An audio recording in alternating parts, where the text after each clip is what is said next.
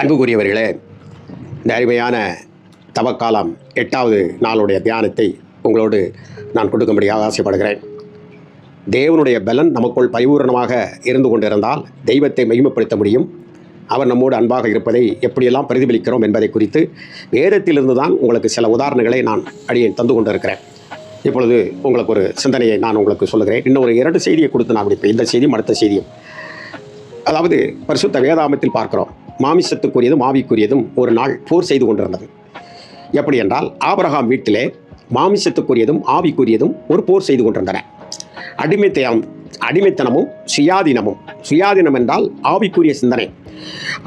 ஆண்டவர் ஆதாமும் ஏவாயும் படைத்த பொழுது அவருக்கு சுயாதீனத்தை அளித்திருந்தார். அவர்கள் எதை வேணாலும் தெரிந்து கொள்ளலாம், அப்படிப்பட்ட சிந்தனையை கொடுத்திருந்தார். இந்த இடத்தில் பாருங்கள், ஆபிரகாம் வீட்டிலே இந்த காரியம் எப்படி செய்து கொண்டிருந்தது என்றால், மாமிசத்துக்குரிய சிந்தை. அதாவது தேவன் வாக்கு பண்ணியிருந்த ஈசாக்கு பிறக்கின்ற வரைக்கும் அவன் காத்திருக்க வேண்டும். ஒரு நாள் அவனுடைய மனைவி மாம்சீக சிந்தனையை சிந்தித்தாள். மாமிசத்திற்கு சம்பந்தமாக சிந்தித்தாள். என் கணவர் மூலமாக எனக்கு குழந்தை பிறக்கும் என்று காத்து கொண்டிருக்கிறேன். ஸ்திரீகளினுடைய வழிபாடு நின்றுவிட்டது, எனக்கு வயதும் சென்று விட்டது, என்னுடைய கணவர் ஆபிரகாமும் வயது மிக்கவராகிவிட்டார் என்று சொல்லி ஆண்டவருடைய வார்த்தையிலே சற்று பிறண்டு விட்டார்கள், சந்தேகப்பட்டு விட்டார். யாரு? சாராள், ஆபிரகாமுடைய மனைவி. ஆகவே அவள் சொன்னால், எகிப்திலிருந்து கொண்டு வந்ததான ஆகார் என்ற ஒரு அடிமைப்பெண், அதாவது சாராளுக்கு பணிவிடை செய்யக்கூடியதாக இருந்ததான ஒரு அடிமை பெண் இருந்தாள்.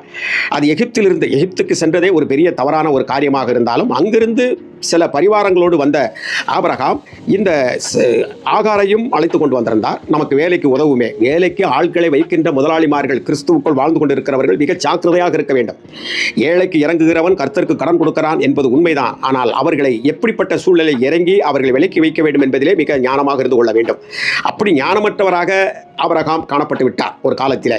ஆகவே அந்த ஆகார் இங்கே இருந்தால் அவள் ஒரு வேளை நன்றாக வேலை செய்திருக்கக்கூடும், நல்ல அழகு ததும்பிய ஒரு பெண்ணாக இருந்திருக்கக்கூடும், சாராளுக்கு மிக நல்ல முறையிலே அவள் செய்திருக்கக்கூடும். ஆனாலும் கூட வாக்குத்தத்தம் சாராள் மூலமாக இந்த குழந்தை உண்டாக வேண்டும் என்பது மிக தெளிவாக இருந்து கொண்டிருக்கின்றன. ஆகவே சாராள் மூலமாக இது ஏற்படுவதற்கு, இந்த குழந்தை உண்டாவதற்கு காத்திருக்க வேண்டும். சாராள் காத்திருக்காமல் அவள் மாம்சத்துக்குரிய சிந்தனைக்கு அவள் தீனி போட்டு விட்டாள். இப்படியே போய்கொண்டிருந்தால் நம்முடைய வீட்டிலே வளர்ந்து கொண்டிருக்கக்கூடிய இந்த அடிமைகள் தான், இந்த வேலைக்காரர்கள் தான் நம்முடைய சொத்து. நம்முடைய ஆபிரகாமுடைய புய பராக்கிரமங்களை எல்லாம் ஆளுகின்ற ஒரு தன்மை வரும்.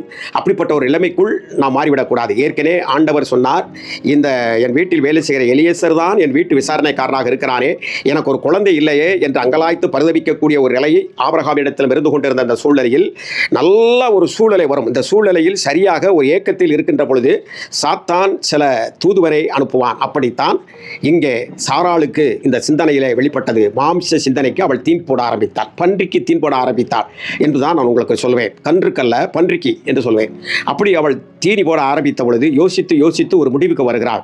எப்படி வருகிறாள் என்றால், இதுவரைக்கும் நாம் காத்திருந்ததெல்லாம் வீணு என்று நினைத்துவிட்டு அங்கே சாராள் ஆபிரகாமை கூப்பிட்டு சொன்னாள், எனக்கு இனி குழந்தை பிறப்பது வாய்ப்பில்லாத நிலை இருக்கிறது. ஆகவே என்னுடைய வேலைக்காரி, எனக்கு பணிவிடை செய்து கொண்டிருக்கிறவள், அவள் நலமாக வளமாக இருக்கிறாள், நல்ல குழந்தை பெற்றெடுப்பதற்கு ஏதுவாக நீர் அவளிடத்தில் உம்முடைய உறவை வைத்துக்கொள்ளும், ஒரு நல்ல குழந்தை கிடைக்கும் என்று சொன்னாள். அதற்கு ஆபிரகாம் பல இதில் தண்டனை பண்ணியிருக்கக்கூடும். ஆனாலும் கூட அவன் கடைசியாக கீழ்ப்படிந்தான். ஏனால் அவனும் பார்டர்லாம் நின்று கொண்டிருக்கிறான். அப்படி கீழ்ப்படிந்த உடனே அவர்கள் ஆகாரிடத்திலே, சாராளுடைய வேலைக்காரியாக பணிப்பெண்ணாக இருந்த ஆகாரிடத்திலே ஒரு குழந்தை பிறந்து விட்டது. அந்த குழந்தைக்கு இஸ்மவேல் என்ற பெயர். யோசனை பண்ணி பாருங்கள், இஸ்மவேல் என்று பெயர். அந்த இஸ்மவேல் என்பது மாமிசத்திலே வெளிவந்தது. மாமிச பிரகாரமாக இருக்கக்கூடிய அவலட்சணமான பன்றிக்கு தீனி போட்டு விட்டால். யார் என்றால் இந்த சாராள். அந்த பன்றி நல்லா வளர்ந்து கொளுத்ததாக வருகின்ற அடித்து தன் கணவனுக்கு புசிக்க கொடுத்து விட்டாள் என்றே நான் உங்களுக்கு ஆவிக்குரிய சிந்தனையிலே உங்களுக்கு இந்த காரியங்களை விளக்கி கொண்டிருக்கிறேன். ஆகவே இந்த தவக்காலத்திலே ஏதோ தானோ இருந்தோம் என்று சொல்லி 40 ஆண்டு காலங்கள், 50 ஆண்டு காலங்கள், 80 ஆண்டு காலங்கள்லாம் வாழ்ந்து கொண்டிருக்கிறவர்கள் எங்களுடைய சபையில் இருக்கிறார்கள். வீணாக தங்களுடைய வாழ்க்கையை செலவழித்து அவர்கள் போய்விடக்கூடாது என்பதற்காகத்தான் இதை நான் உங்கள் மத்தியிலே பேசி கொண்டிருக்கிறேன். அப்படி அவர்கள் குழந்தையை பெற்றெடுத்து விட்டார்கள். காத்திருக்காமல் இன்றைக்கு அநேக நபர்கள், அநேக சபைகளிலே காத்திருக்காமல் அவர்கள் தேவ சமூகத்தில் காத்திருக்காதபடினாலே அநேக இஸ்மவேலை பெற்றெடுத்துக் கொண்டிருக்கிறார்கள். குடும்பங்களிலே தேவன் தருகிற வரைக்கும் காத்திருக்காமல் அநேக இஸ்மவேலை பெற்றெடுத்துக் கொண்டிருக்கிறார்கள். அதனால் கலகம், அதனால் பிரிவினைகள், அதனால் பிரச்சனைகள் உருவாகின்றன.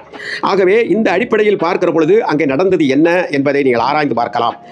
ஏற்ற நாளிலே கர்த்தர் சொன்னபடி சாராளுக்கும் ஆபிரகாமுக்கும் ஒரு குழந்தையை கொடுத்தார், ஆண்மகனை. அவனுக்கு ஈசாக்கு என்று பெயர் வைத்தார்கள், சூட்டினார்கள். இளைய மகன், அவன் சிரிப்பழகன், சிந்தனை செல்வன், எல்லாவற்றிலும் மேன்மை உள்ள மனிதனாக அவன் அழகாக இருந்தான். சின்ன முதலாளியாக இருந்து அங்கே இருக்கிறவர்கள் மத்தியெல்லாம் ஒரு சிரிப்பலைகளை எப்பொழுதும் காணக்கூடிய அளவிலே அவன் வாழ்ந்து கொண்டிருந்தான். அப்படிப்பட்டவன் நேசிக்கப்படக்கூடியவனாக இருந்தான், நேசகுமாரனாக இருந்தான். ஆனால் அந்த குமாரனை நன்றாக தெரிந்து கொள்ளுங்கள், இந்த மாமிசம் ஆவிக்கு விரோதமாகவும் ஆவி மாமிசத்துக்கு விரோதமாக எழும்புகிறது என்ற காரியத்தை நான் உங்களுக்கு விளக்கி சொல்லிக் கொண்டிருக்கிறேன்.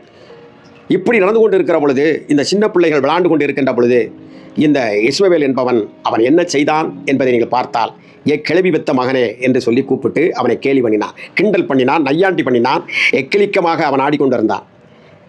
ஏன் நான் நினைக்கிறேன், அவன் அழுதுகிட்ட அம்மாவிடத்திலே அப்பாவிடத்திலே சொல்லுகிற பொழுது அவன் மண்டையில் கூட நங்குன்னு கொட்டியிருப்பான். இந்த பைபிள் எழுதப்படாவிட்டால் கூட இந்த இஸ்மவேலை சொல்லுகிறேன். ஏனால் அவன் பிற்காலத்தில் துஷ்டனாக வளர்ந்திருக்கிறான். இதை மனதில் உள்வாங்கிக் கொள்ள வேண்டும். நாம் காத்திருக்காதபடினாலே, கர்த்தருடைய சத்தத்திற்கு காத்திருக்காதபடினாலே நம்முடைய வாழ்க்கையில் எத்தனை இஸ்மவேல்கள் எழும்பி சபையையும் நம்முடைய உறவினர்களையும் நம்முடைய குடும்பத்தையும் உருக்குலைய வைக்கிறார்கள் என்பதை நீங்கள் மனதில் வைத்துக் கொள்ள வேண்டும். ஆகவே இந்த ஈசாக்கை அவன் கிளவி பெத்த மகனே, கிளம்பி பெத்த மகனே என்று கிண்டல் அடித்துக் கொண்டிருந்த பொழுது அதை சாராள் பார்த்தால் இவன் ஈசாக்கு அழுதான். ஒரு கட்டத்தில் இந்த அடிமைவாதி, இந்த அடிமைக்கு பிறந்தவன், இந்த சுதந்திரவாளியாக என் மகனோடு அவன் வீற்றிருக்க முடியாது, சரிசமமாக இருக்க முடியாது, அவனை அனுப்பிவிடுங்கள் என்று சொன்ன உடனே தான் பெற்ற குமாரன் என்று சொல்லி ஆபிரகாம் கலங்கினான், திகிலடைந்தான், வேதனைப்பட்டான். ஆனால் கர்த்தர் சொன்னார், அன்றைக்கு உன் மனைவி பேச்சை கேட்டுத்தானே அந்த பன்றிக்கு செவி கொடுத்துத்தானே, அந்த பன்றிக்குரிய சுபாவத்துக்கு செவி கொடுத்துத்தானே இந்த பிள்ளையை பெற்றாய், இன்றைக்கும் அவள் சொல்வதை கேள் என்று சொன்ன உடனே, ஏனென்றால் பவுல் பின்னாலே சொல்லுகிறார் புதிய ஏற்பாட்டிலே, என்றைக்கும் அடிமையானவன் சுயாதீனனோட அவன் இணைந்திருக்கவே முடியாது, மாம்சத்துக்குரியவன் ஆவிக்குரியவனோடு இணைந்திருக்க முடியாது என்று சொன்னார். ஆகவே இந்த இடத்திலே இஸ்மவேலை ஆபிரகாம் கர்த்தருடைய வார்த்தையும் இந்த சாராள் வார்த்தையும் கேட்காமல் வைத்துக்கொண்டே இருந்திருந்தால் என்ன நடந்திருக்கும்? இஸ்மவேலுடைய கைதான் ஓங்கி இருந்திருக்கும். தேவனுடைய திட்டம் ஆபிரகாம் மூலமாக எழும்பி விடாமல் போகும், அது செயல்படுத்தப்பட முடியாமல் போய்விடும். அன்புக்குரியவர்களே, இந்த தவ காலத்திலே நீங்கள் எத்தனை இஸ்மவேலை பெற்றெடுத்துக் கொண்டு இருக்கிறீர்கள், அதிலிருந்து எப்படி விடுதலை பெற வேண்டும் என்பதை சிந்தித்து பாருங்கள். இன்னும் ஒரு செய்தியை தொடர்ந்து நான் உங்களுக்கு முடிக்கிறேன்.